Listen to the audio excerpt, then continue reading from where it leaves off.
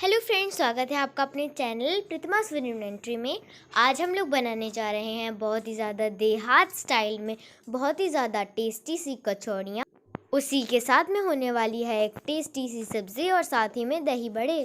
बनाने में बहुत जल्दी बन जाएगी और खाने में तो 2 मिनट तक नहीं लगेंगे क्योंकि ये बहुत ही ज़्यादा टेस्टी बनती है। वैसे नॉर्मली दही बड़े बनाने के लिए मिक्सी में पीस सकते हैं, लेकिन हम लोग बना रहे हैं न्यू स्टाइल की कचौड़ी, इसीलिए हम लोग इसे सिलौटी पे पीसेंगे। तो सबसे पहले तो मैंने यहाँ पर उड़द दाल को ओवरनाइट सोक करके रख लिया था। अगर आप नहीं कर सकते हैं तो लगभग 5 से 6 घंटे के लिए सोक करना है। और फिर सबसे पहले तो मैंने यहाँ पे इंग्रेडिएंट्स में लिया है लगभग 1 चम्मच तक जीरा, लगभग 2 से 3 पिंच तक हींग, साथ ही में मैंने यहाँ पर 2 से 3 तक मीडियम साइज़ के मिर्चे लिए हैं हरे वाले और उनको थोड़ा सा तोड़कर डाल दिया है। साथ ही में मैंने यहाँ पर ले लिया है हरा धनिया। हरे धनिया के ऐड कर लेने के बाद मैंने यहाँ पर ऐड कर दिया है लगभग आधे इंच का अदरक का टुकड़ा। और फिर इन सारी ही चीज़ों को अच्छी तरीके से यहाँ पर मैंने इसे पीस लिया है।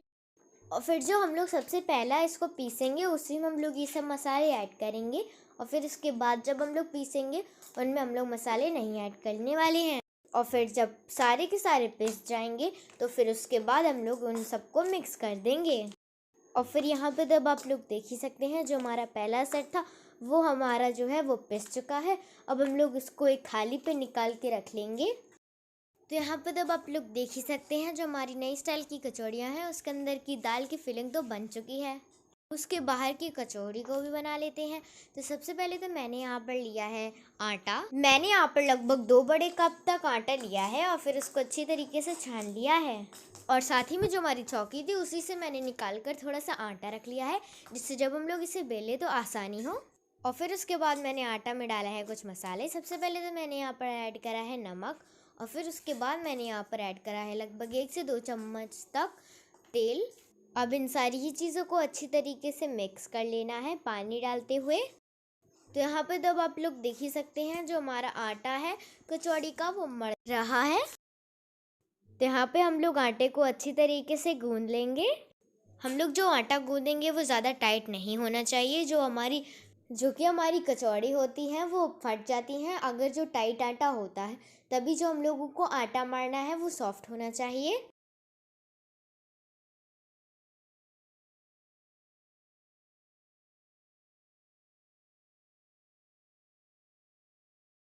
तो अब तो आप लोग देख ही सकते हैं जो हमारा आटा है कचौड़ी का वो मर चुका है। तो चलो अब जल्दी से जो हमारी कचौड़ियाँ हैं उनको हम लोग सेक लेते हैं।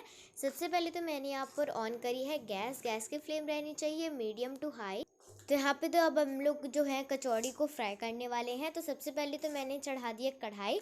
कढ़ाई के थोड़े से गर्म हो जाने के बाद मैंने इसके अंदर ऐड कर दिया है कुकिंग ऑयल। और साथ ही में मैं साइड में कचौड़ियाँ भी बेल रही हूँ, जैसा कि आप लोग देख ही सकते हैं।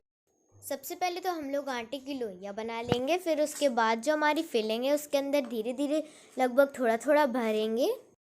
जितना एक कचौड़ी में लगभग आ जाएगा उतना हम लोग फिलिंग भरेंगे। और फिर इसे हाथों की मदद से कुछ इस तरह से रैप कर देंगे। तो यहाँ पर जब आप लोग देख ही सकते हैं जो हमारी पहली कचौड़ी की लोई है वो बनकर तैयार हो चुकी है। अब हम लोग इसे अच्छी तरीके से बेल लेंगे और इसी तरह से और लोइयाँ भी बनाएंगे और उन्हें भी बेलेंगे। और जब तक हम लोग ये सारा प्रोसेस कर रहे हैं तब तक जो हमारा तेल है वो भी मीडियम टू हाई फ्लेम पर फ्राई हो रहा है। और हाँ, अगर आप लोग यहाँ तक वीडियो देख चुके हैं तो हमारे इस चैनल को सब्सक्राइब कर वीडियो को लाइक करना मत भूलना। और हाँ, शेयर भी कर देना अपने फ्रेंड्स और रिलेटिव्स के साथ। और एक बार ये नए स्टाइल से कचौड़ी ज़रूर बनाना और कमेंट करके ज़रूर बताना कि आपको ये रेसिपी कैसी लगी। तो यहाँ पे जब आप लोग देख ही सकते हैं कि हम लोगों ने 4 से 5 लोइयाँ बना ली हैं और हम लोग 1-2 को बेल भी चुके हैं।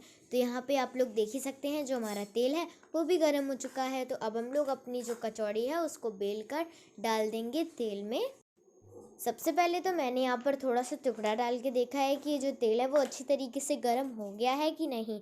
और जब पता चल गया तो फिर उसके बाद मैंने यहाँ पर जो कचौड़ी है उसको तेल के अंदर फ्राई होने के लिए डाल दिया है।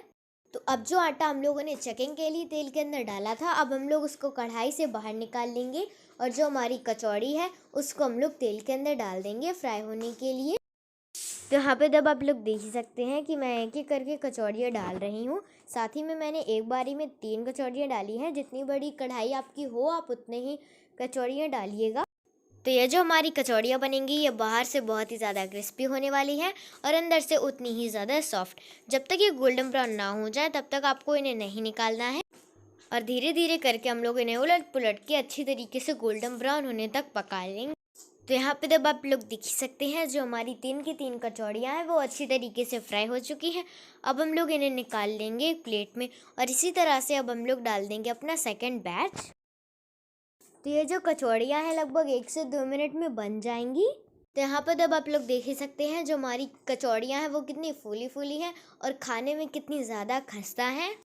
तो इसी तरह से अब हम लोग डाल रहे हैं अपना सेकंड बैच और इसको भी लगभग 1 से 2 मिनट तक अच्छी तरीके से फ्राई कर रहे हैं।